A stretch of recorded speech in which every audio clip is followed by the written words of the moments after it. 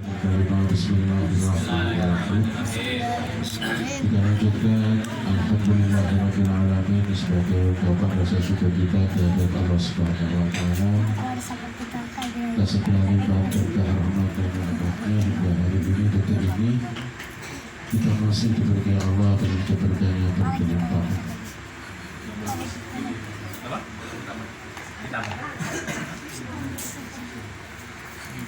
Berikutnya Rasul Rasulullah semoga senantiasa tercurahkan kepada Rasul Muhammad SAW pada keluarga, para pengikut dan seluruh umat beliau di bulan Muhammad Muhammad wa alihi wa sahbihi wa sallam. Jamaah yang dimuliakan Allah Subhanahu wa Ta'ala, seperti biasa kita melepaskan hati dulu, melepaskan pikiran, merelaksasi hati, jiwa dan pikiran kita awali dengan zikir dan berdoa kepada semoga dengan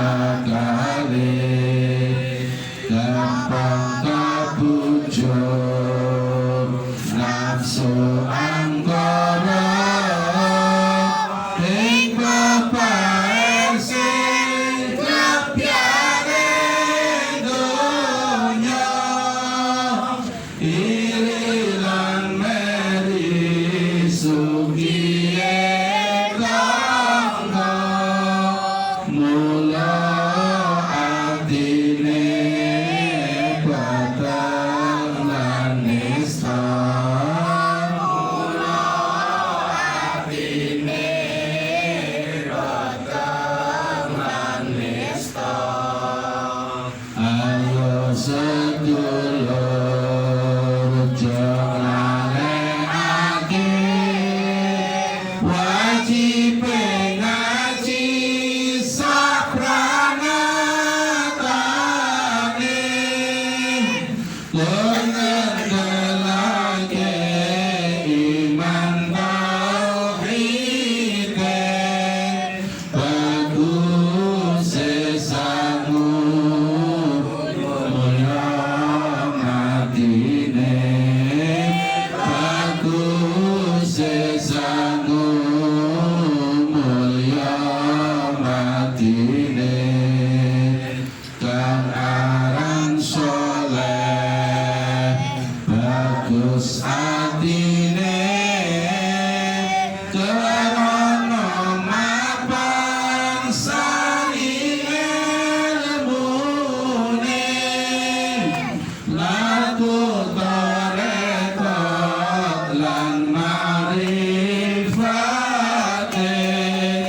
uga hakikat manjing rasane uga hakikat manjing rasane Al-Quran Qadir wahyu minulya tanpa dinulis bisa diwaca iku wejangan guru waskita tentang cepake ing jero dada tentang cepake ing jero dada umandel hati lan pikiran masuk ing badan kabeh jeroan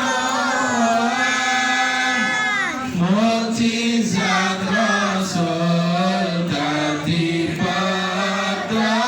pedoman minangka dalan manjinge iman minangka dalan manjinge iman kelawan Allah kang maha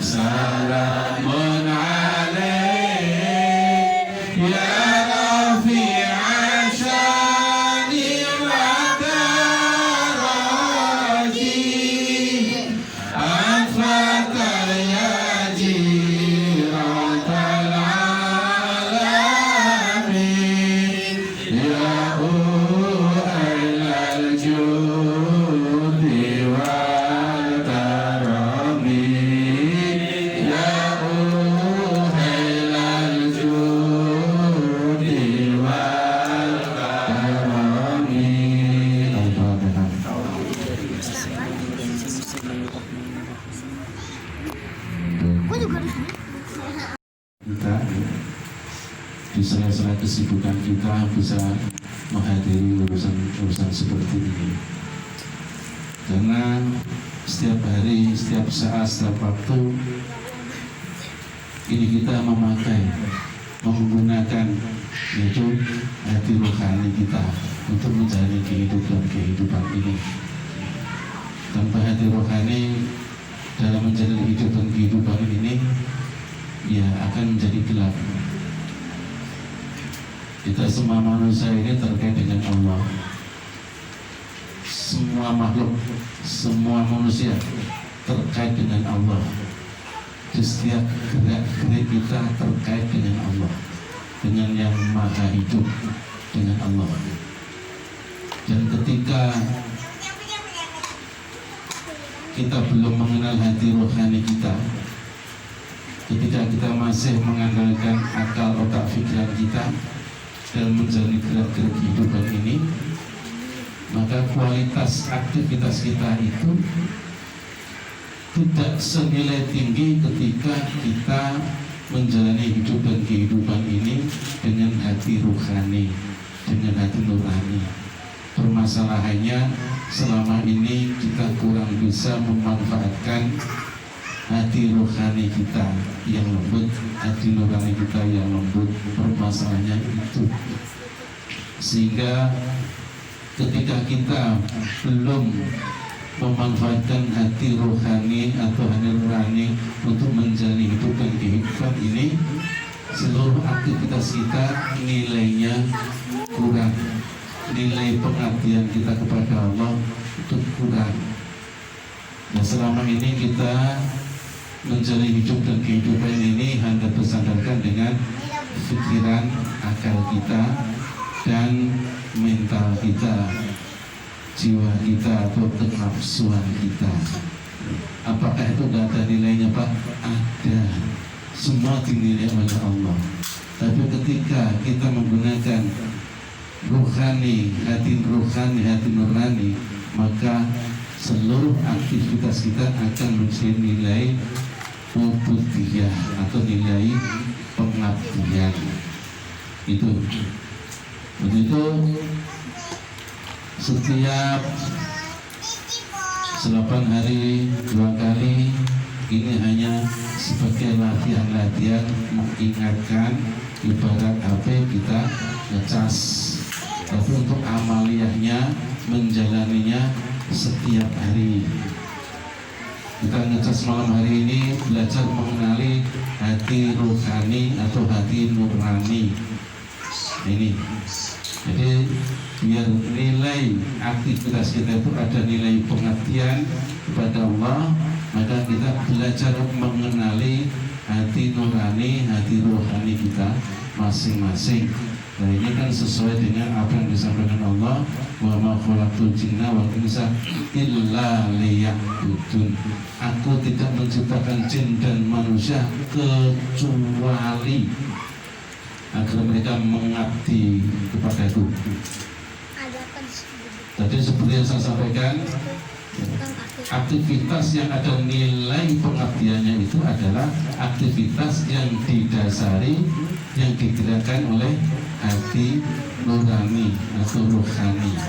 Sementara aktivitas yang digerakkan oleh ego, aku diri, logika, sebatas hanya itu saja, maka nilai nilai pengabdiannya ini kurang. Kenapa? Sebagai contoh, ketika kita menjalani aktivitas kita hanya sebatas logika kita, hanya sebatas kenafsuan kita, ego kita, sebaik apapun hasil karya kita, itu pasti hasil karyaku. Kalau ditanya, ini siapa yang bekerja? Aku. Ya. Ini siapa yang mengatur ini? Aku. Sebaik apapun atau sejelek, biasanya kalau keakuan yang menonjol di situ, ketika hasil karya kita itu kurang bagus, nggak mau ngaku. Ini bukan aku, ini orang lain, bukan karyaku. Ya, ketika hasil karya itu kurang bagus, walaupun dia itu ngakui, tapi tetap mencari kambing hitam. Nah ini gara-gara dia jadi kerjaku gak bagus seperti ini, tetap gak mau mengaku. Nah itu karena yang bekerja, yang menggerakkan itu keegoan, keakuan, kedirian seperti itu. Tapi kalau hati nurani atau rohani yang menggerakkan seluruh aktivitas, dan situ sejelek apapun atau sebaik apapun hati nurani itu tidak pernah ngaku. Ya, ini hasil siapa? Alhamdulillah ya, hasil terangkat, hasil karya Allah Subhanahu Wa Taala. Moga benar.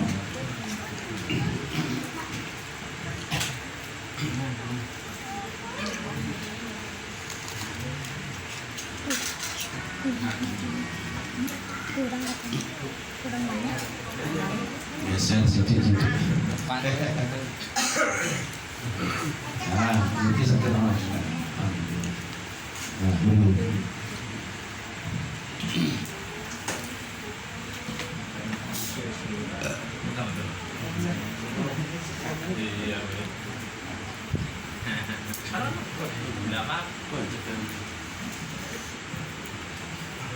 Saya ulangi lagi, jemaah yang dimuliakan Allah Subhanahu Wa Taala. Jadi ketika hati nurani atau rohani yang menggerakkan seluruh aktivitas pikiran jiwa kita, aktivitas kita, maka sebaik apapun hati nurani itu tidak mau mengakui. Sejelek apapun, sebagus apapun tidak perlu mengakui, karena hati nurani itu tidak pernah merasa berbuat. Hati nurani tidak pernah merasa berbuat. Hati nurani tidak pernah merasa melakukan sesuatu. Hati nurani itu hanya menyerahkan segala sesuatunya, kepintarannya, keahliannya, kebisaannya hanya kepada Allah. Jadi untuk itu bagian tubuh kita yang lebih lembut yang dikatakan hati nurani, hati rohani itu yang mesti kita kembangkan, yang mesti kita dapatkan dari diri kita.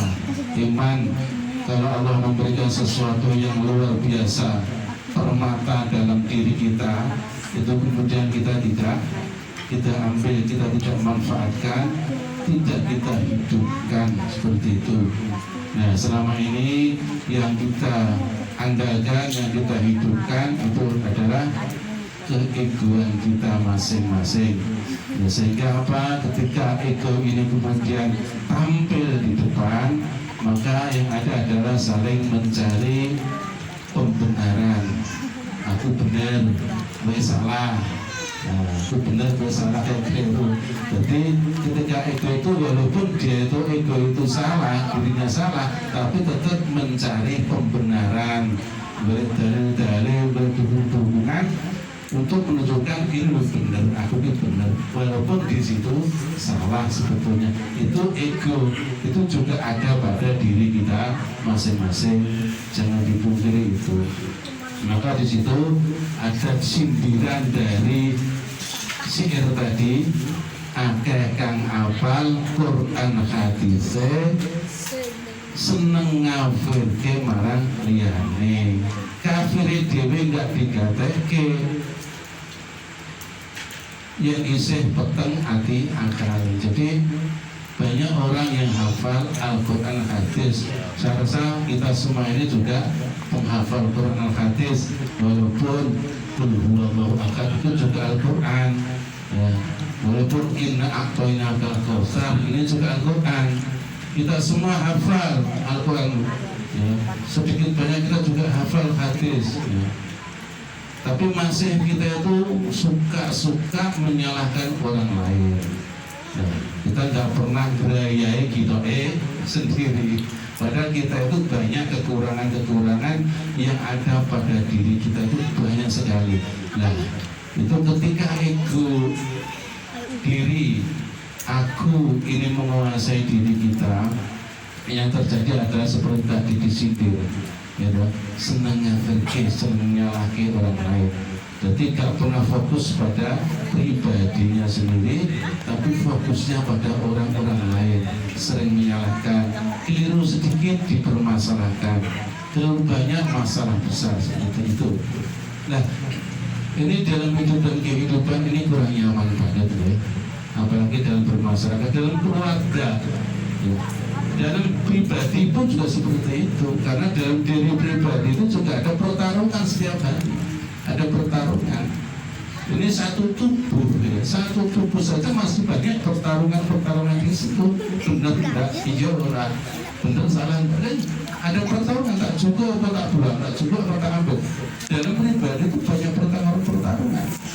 Seperti itu, apalagi dalam keluarga yang di situ ada anak, ada istri, ada suami. Nah, itu kalau anaknya satu, ada 3 karakter dalam rumah tangga. Nah, kemudian masing-masing memegang egonya masing-masing lah. Di situ akhirnya nggak ada kesinkronan dalam keluarga. Dalam bertetangga, bermasyarakat, berbangsa dan bernegara secara luas, yang kurang lebih seperti itu. Karena sumber kisruh alam semesta ini adalah ego, aku, seperti itu. Untuk itu jamaah yang dimuliakan Allah, malam hari ini kita belajar mengeningkan, merenungkan, mendapatkan bagian dari tubuh kita, bagian dari hidup kita itu yang lembut, yang saya sampaikan tadi itu hati nurani atau hati rohani. Ya, kemudian kita kenali nafsu mutmainnah kita. Sering saya sampaikan dan saya tidak akan berusaha untuk menyampaikan, mengingatkan ini. Untuk kenafsuan jiwa yang menggunakan itu alat-alat yang diberikan oleh Allah untuk kita semua untuk menjalani hidup dan kehidupan ini ada nafsu al-lawwamah, amarah, syahwah, mutmainnah, seperti itu. Amarah apa namanya, kecenderungannya untuk semangat menjalani kehidupan ini amarah, kita manfaatkan sebaik-baiknya ya. Kita kumpul amarah dengan mutmainnah ya. Kumpul amarah dan mutmainnah akan menjadi ketenangan yang luar biasa di situ. Kemudian al-lawwamah, butuh makan, kebutuhan hidup ini yang menggerakkan setiap hari al-lawwamah gitu. Yang kemudian kehormatan harga diri dan sebagainya itu yang menggerakkan adalah syufriyah, yang kemudian menggerakkan ketenangan, damai, tenang, ketika kita sholat tenang, itu mutmainnah. Ketika untuk duit tenang, mutmainnah. Tapi setelah itu duitnya habis. Nah, lagi moreng amarah. Nah, setiap hari seperti itu, fluktuatif. Nah, ini mendapat informasi pekerjaan besar, mutmainnah, ayam, tenang. Habis itu gagal pekerjaannya. Nah, ini untuk menstabilkan al-lawwamah, amarah, syahwah, mutmainnah. Ini adalah kita belajar menguatkan kemutmainnahan, ketenangan ini. Kita perkuat ketenangan batin kita. Apalagi kita menghadapi kondisi-kondisi seperti sangat-sangat dibutuhkan sekali, yaitu namanya nafsu mutmainnah. Karena yang paling banyak didengar dipanggil oleh Allah itu, yang paling mendengarkan itu nafsu mutmainnah, sehingga dikasih bagian ya ayyatuhan nafsul mutmainnah irji'i ila rabbiki radiyatan mardiyah fadkhuli fi ibadi wadkhuli jannati. Wa jiwa yang tenang dan hanya tenang. Jiwa yang gak tenang itu gak akan pernah mendengarkan panggilan Allah gitu. Hanya jiwa-jiwa yang tenang, nafsul mutmainnah. Ya ayyuhan nafsu irji'i bali, kembalilah kalian semua kepada Tuhanmu. Rabbiki radiyatan, dengan ridho. Nafsu mutmainnah itu akan mendekatkan dengan kondisi keridhaan. Ketenangan itu akan mendekatkan dengan keridhaan batin, kepuasan batin, ridho, dengan menerima kenyataan-kenyataan yang kita hadapi, apapun itu bentuknya, apakah itu sempitan, apakah itu kelapangan, apakah itu kekurangan, apakah itu kelebihan, apakah itu sakit, apakah itu sehat. Nah, semua itu kondisi-kondisi seperti itu dengan mutmainnah, damai, itu kemudian itu mendapatkan kondisi-kondisi seperti itu.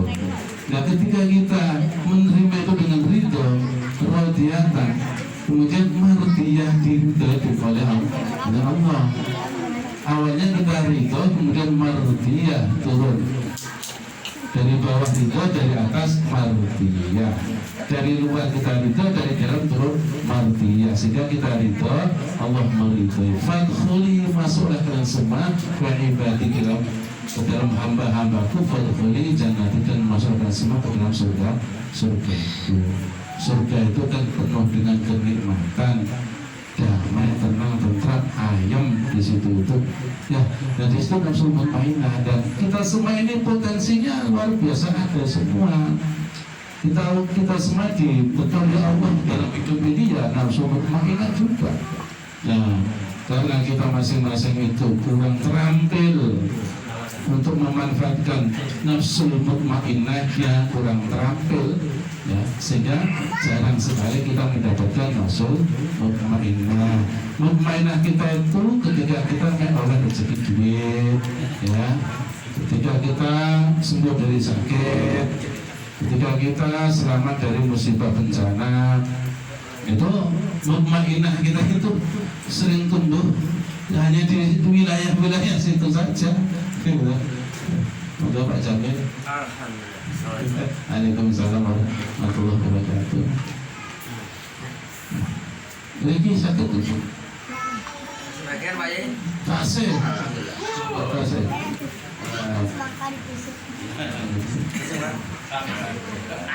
Nah, nyata.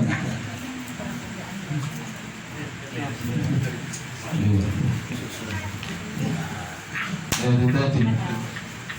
Jadi mutmainnah itu ketika itu lebih kuat kemutmainnahan jiwa yang tenang itu lebih kuat dalam diri kita, sehingga apa? Ya sakit tenang mutmainnah, itu lapang mutmainnah, kurang mutmainnah, tentram, ya kesulitan kita tetap mutmainnah, semua tetap mutmainnah yang tampil di situ. Kan apa? Terlatih dengan kemutmainnahan, dilatih mutmainnahnya.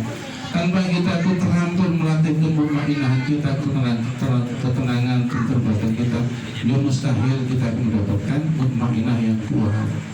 Ya, itu hanya apa? Tergantung bagaimana kita menterampilkan diri kita setiap hari untuk menggunakan mutmainnah itu tadi. Makanya sholat itu sebetulnya itu melatih kita untuk mendapatkan mutmainnah. Sholat itu, dan itu sangat paten sekali metode yang diberikan Rasulullah sampai disyariatkan di situ menjadi rukun Islam, itu sangat efektif sekali untuk melatih mutmainnah kita. Karena kita kurang bisa memanfaatkan metode sholat itu, sehingga nggak kena gitu, kena gerakan tapi mutmainnahnya nggak kena, gerakan-gerakan dianggap itu sebuah kewajiban. Nah, padahal itu sangat efektif sekali untuk menguatkan mutmainnah. Itu ketika Allahu Akbar yang merasakan kebesaran Allah di situ kan ada rukuk, sujud, anteng tetap madem naik mutmainnah. Batin sing mutmainnah madem naik Gusti Allah. Seperti itu metode yang paten sekali itu sebetulnya itu. Ya, metode-metode yang kita jalankan setiap hari atau setiap bulan ini kan metode tambahan saja sebagai penunjang metode yang sudah ada. Ya, dan sholat itu, sholat sunnah, sholat apa itu metode yang paling efektif untuk melatih mutmainnah. Tapi terkadang kita kesusu keburu-buru sholatnya, dan sesuatu semuanya keburu-buru itu ya bukan mutmainnah. Mutmainnah itu tenang. Ya.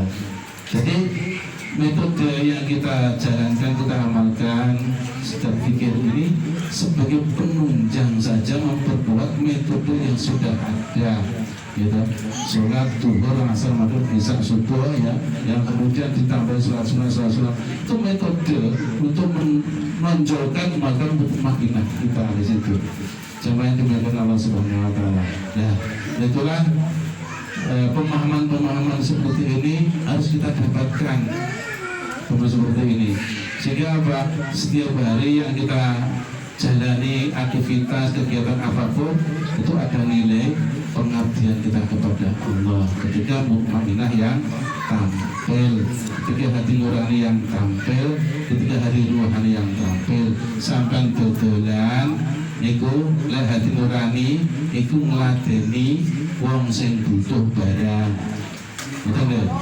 Hati nurani itu nek sampean dodolan ya, kita jualan itu hati nurani itu dalam hati itu melayani orang yang membutuhkan. Ketika hati nurani sampai itu belanja, sampai hati nurani mengatakan berbagi rezeki, karena orang jualan itu juga butuh keuntungan, ya kita berbagi keuntungan ya. Ketika hati nurani itu berbicara seperti itu dan belalang kok harganya mahal, hati nurani gak komplain. Karena apa? Niatnya sudah berbagi rezeki.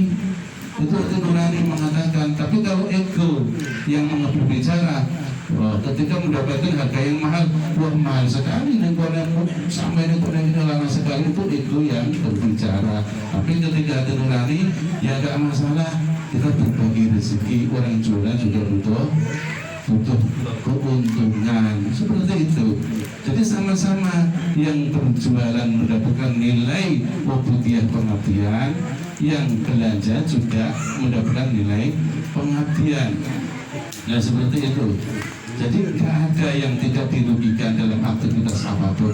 Itu kalau kita menggunakan hati nurani atau rohani, enak melayani. Kita kerja di proyek, kita kerja di perusahaan, nah, semua itu saling melayani, saling membutuhkan. Nah, sehingga apa? Semua ada nilai ibadah, pengabdian kepada Allah. Kalau ada nilai pengabdian kepada Allah, ibadah, niat ngabdi di Gusti Allah, masuk ngabdi di Gusti Allah ambil moring-moring, kan kayak gitu. Lo ngabdi di Gusti Allah gak taruh mesu-mesu, ya gak pantas, gitu. Sehingga apa, aktivitas apapun itu sehingga kita jalani dengan santai, dianggap dirasakan ini pengabdian kepada Allah Subhanahu Wa Taala. Pena urusan keluarga, pena urusan anak, pena urusan semua pena, karena wes kena nurani atau rohani ini. Dan itu jamaah keberatan Allah Subhanahu Wa Taala. Malam hari ini mari kita bersama-sama memusatkan segala perasaan kita, mengheningkan segala ciptaan angan kita mendapatkan perasaan yang lembut dalam hati kita. Barangkali yang jarang ikut atau belum pernah mengikuti, kita ikuti saja di situ, gitu. Kita butuh ketenangan, butuh ketenteraman, kedamaian dalam hati kita. Kita perlu sesuatu yang didapat dari ketulusan hati kita.